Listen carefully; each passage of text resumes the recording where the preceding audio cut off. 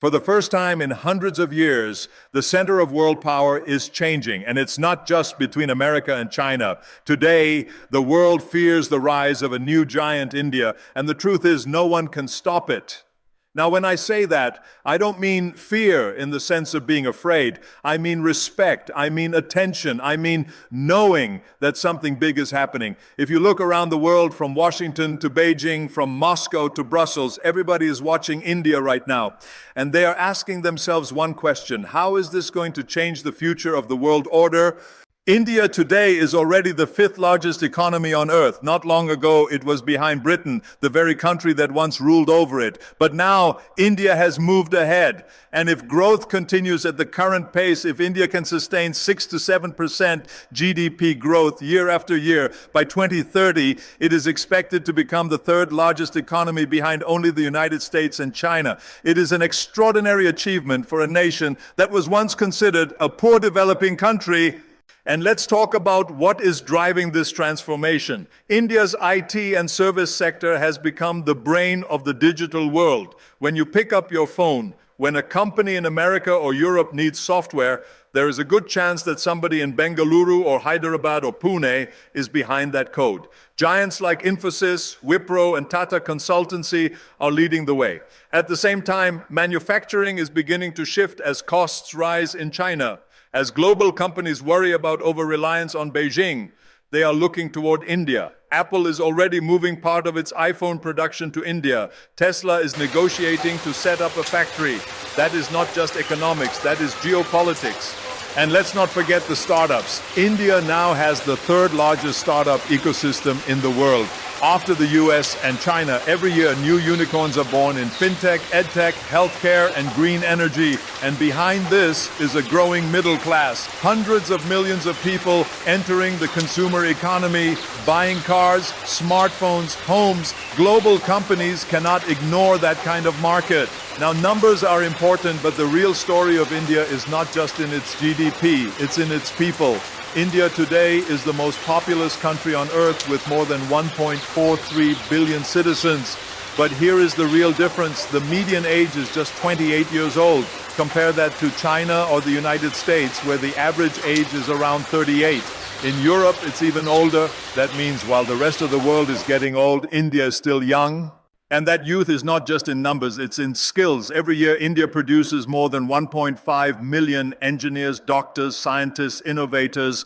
By 2030, 1 out of every 4 new workers in the global economy will come from India. Think about that for a moment. A quarter of the world's new workforce from one country. This manpower is also reflected in defense. India has more than 1.4 million active soldiers. It is the second largest standing army in the world. It has nuclear weapons. It has a growing navy that is projecting power into the Indian Ocean. And it has a space program that has landed near the South Pole of the moon, something only a handful of nations have achieved. But let me remind you, power alone doesn't shape the future. Leadership does. Throughout my own journey, I've learned that nations rise and fall not just because of their numbers or their weapons or even their money, but because of the vision of their leaders and the integrity of their people. That is why I put together a comprehensive leadership framework. It's not just for presidents or prime ministers. It's for teachers, entrepreneurs, community leaders, anyone who wants to learn how to build vision, communicate with impact, and lead with integrity. Whether you're in Delhi, Washington, or Nairobi, leadership is the one force that can truly change your destiny. Now let's talk about diplomacy, because this is where India has surprised the world. When you look at India's foreign policy, it doesn't simply align with one bloc. Instead, it balances relationships with everyone. With the United States, India is a strategic partner. It is part of the Quad, along with Japan and Australia, working to secure the Indo-Pacific and counter China's growing influence. India has signed defense deals with Washington worth billions of dollars. At the same time, India maintains deep ties with Russia. It buys more than 40% of its military hardware from Moscow, and since the Ukraine war, it has become one of the largest buyers of discounted Russian oil. That has helped keep Russia's economy afloat, even as Western sanctions try to isolate it. And then there is China. Relations are tense, there are border clashes along the Himalayas, there is competition for influence in Asia, in Africa, in the Indian Ocean, but at the same time, China is India's second largest trading partner. That is a complicated relationship, rivalry, and partnership in the same breath. India also has strong ties with the Gulf states for energy security and with Africa, where it is investing in infrastructure, healthcare, and technology. In many African countries, India is seen as a friendly alternative to China's Belt and Road projects. On the global stage, India is a leader in the G20 in BRICS, and it has long pushed for a permanent seat on the United Nations Security Council. But this means it's simple. India has shown it can talk to Washington, Moscow, and Beijing all in the same week. It can balance competing interests without becoming anyone's puppet, and that is what real strategic independence looks like. Now, if we step back and look at the broader picture, we see comparisons. China, for decades, was the story of unstoppable growth. But today, China faces a slowing economy, massive debt, a property crisis, and an aging population. Its authoritarian model also faces global pushback. India, by contrast, presents itself as a democratic alternative. Messy at times, noisy at times, but still a democracy with free elections, a vibrant press, and an independent judiciary. That gives India a kind of moral weight that China lacks. The United States is still the largest economy and the most powerful military in the world, but it knows it cannot face the challenges of the 21st century alone. Climate change, terrorism, artificial intelligence, supply chains, these are global issues. And so America sees India as a natural partner, not just to balance China, but to help shape the future. Russia, meanwhile, is struggling. After invading Ukraine, it has faced sanctions, isolation, and battlefield setbacks, and yet it leans on India as a customer, a friend who will still take its oil, still buy its weapons. That gives India leverage. Africa and the Middle East are also in this equation. Both regions are rich in resources and young populations. Both are becoming battlegrounds of influence between China and India. The Gulf is critical for India's energy, and Africa is where India is investing in trade, education, and technology. But beyond the economy, beyond the manpower, beyond the diplomacy, there are hidden strengths. India has nuclear weapons. It has a space program that is now respected worldwide. Chandrayaan-3 was not just a scientific achievement. It was a statement that India belongs in the club of space powers. India is also a leader in digital technology. The UPI system, a platform for digital payments, processed more than 11 billion transactions in a single month. That is more than any other country on earth. It shows how India can leapfrog old systems and create its own solutions. In energy, India is investing heavily in renewables. It has a target of reaching 450 gigawatts of renewable capacity by 2030. It is one of the biggest investors in solar and wind power. That matters in a world fighting climate change. And then there is soft power. Bollywood films watched across the globe, yoga practiced in homes from Los Angeles to Tokyo, an Indian diaspora of more than 18 million people who are not only citizens of other nations, but also leaders. CEOs of Microsoft, Google, IBM, and so many others. But India's rise goes even deeper than these visible achievements. Let's talk about something most people don't see. India's manufacturing sector is quietly becoming a powerhouse. Global supply chains that once ran exclusively through China are now building alternative routes through Indian factories. From textiles to electronics, from pharmaceuticals to automotive parts, Indian manufacturers are proving they can deliver quality products at competitive prices. The pharmaceutical industry tells this story perfectly.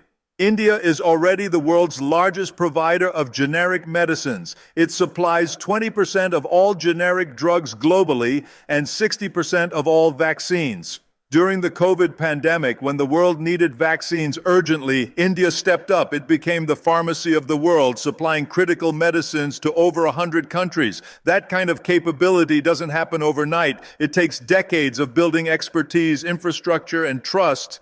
India's agricultural sector is also transforming in ways that will reshape global food security. India is the world's second largest producer of wheat, rice, and pulses. It feeds not just its own 1.4 billion people, but also exports food to dozens of countries. As climate change threatens food production worldwide, India's agricultural innovations in drought-resistant crops and water-efficient farming become crucial for global stability. The financial sector reveals another dimension of India's rise. Indian banks are expanding globally. The State Bank of India operates in over 30 countries. Indian financial technology companies are creating solutions that other developing nations are adopting. From mobile banking to microfinance, India is exporting financial innovation that helps lift people out of poverty worldwide. Education is where India's long-term strategy becomes clear. India has more universities than any country except the United States. It produces more engineering graduates than America and China combined. Indian institutes of technology are globally recognized for excellence. Students from across Asia, Africa, and even Europe come to study in India. This is soft power that builds relationships for decades. The entertainment industry showcases India's cultural influence. Bollywood produces more films annually than Hollywood. Indian web series are watched on Netflix and Amazon Prime by audiences worldwide. Indian music, especially Bollywood soundtracks, top charts in dozens of countries. This cultural export builds emotional connections that traditional diplomacy cannot achieve. Sports is becoming another area where India flexes its growing confidence. Cricket, where India dominates globally, generates billions in revenue and reaches audiences across multiple continents. But India is also investing in Olympic sports, building world-class training facilities and hiring international coaches.